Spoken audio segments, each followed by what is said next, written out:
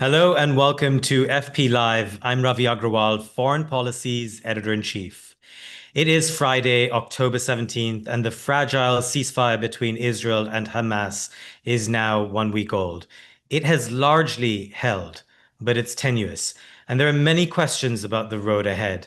In a moment, I will speak with a lawyer who is a former spokesperson for the Palestinian Liberation Organization. As always with these FP Live sessions, we've received many subscriber questions, which we channel into the discussion. We'll put a couple of them to our guests directly. If you want to join in, subscribe now. Use the code FPLive for a nice discount. We're also available on the go anytime, anywhere on the Foreign Policy app. So, as I said, phase one of the ceasefire has largely held. There are holes, however. Hamas has not been able to return the remains of all of the deceased Israeli hostages, which has led Israel in turn to curtail its end of the deal as well. Aid into Gaza has increased, but the UN points out their teams were largely unable to get in on Monday and Tuesday. And we still don't know if Hamas will give up its weapons or who will govern Gaza in the future, all elements that were part of President Trump's 20-point peace plan. All of that is meant for phase two discussions, but at this point, it is unclear when or how that will begin. So, what happens next? How will Palestinians look to organize themselves in the coming months? Who will govern Gaza? And is there any chance at all that that could lead to a broader two-state solution, or is that really just a mirage? Joining me now is Diana Buttu, a former spokesperson for the PLO. She is a lawyer by training and is Palestinian Canadian. Buttu has lived in Israel and Gaza and today joins us from Ramallah. Diana, welcome to FP Live. Thank you. Thanks for having me. So I have to start with this. I know you have many friends in Gaza. Do you know how they're doing this week? Oh, where do I begin?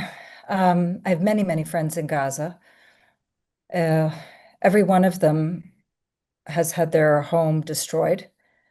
Every one of them has had family members killed by Israel. Um, every one of them has lost a significant amount of weight. I mean, so much so that when I was speaking the other day to one of my friends, we finally had a chance to connect by Zoom. And I think he saw, I mean, he recognized that I was shocked by how much weight he had lost. And, with true Gazan humor, said to me, it's okay, I finally managed to lose those 20 kilos that I needed to lose. But uh, they've returned back to nothing. They've returned back to rubble. They're still starving. There's no fresh water.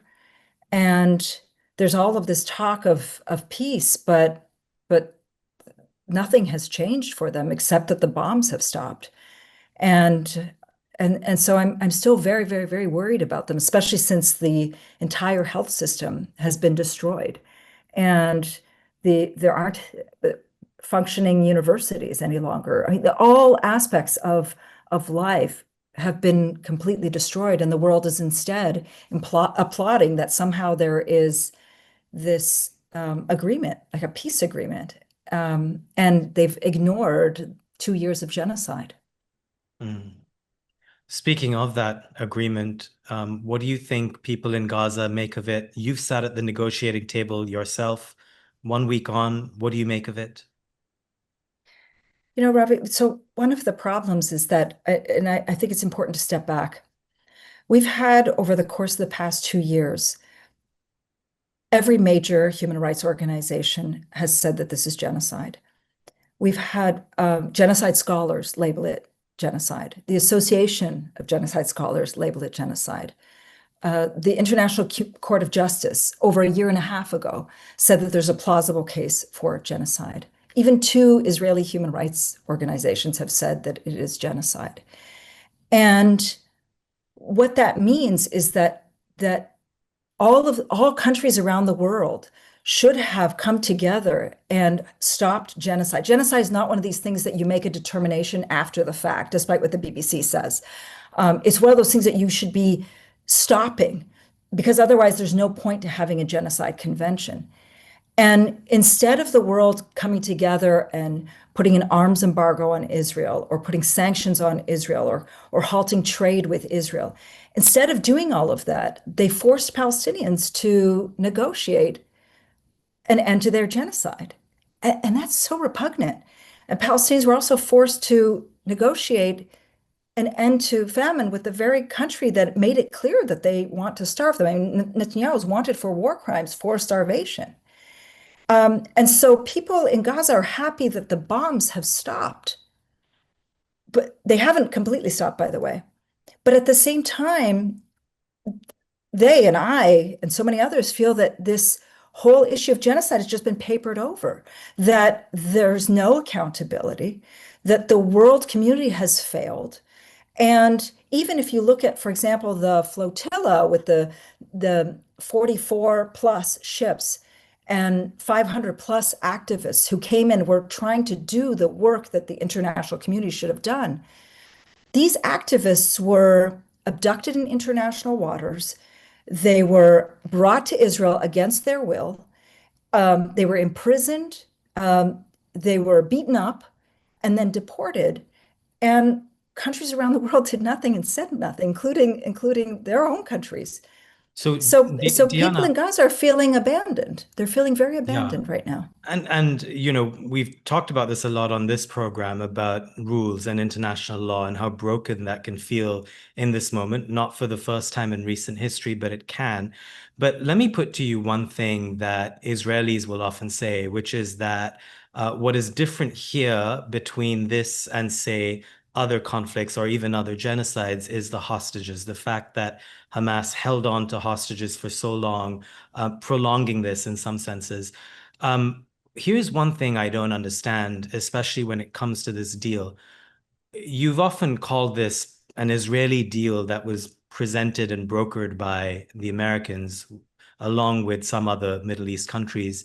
Why do you think Hamas agreed? Why did they give up their final piece of leverage, the hostages? Why now? Why after 2 years?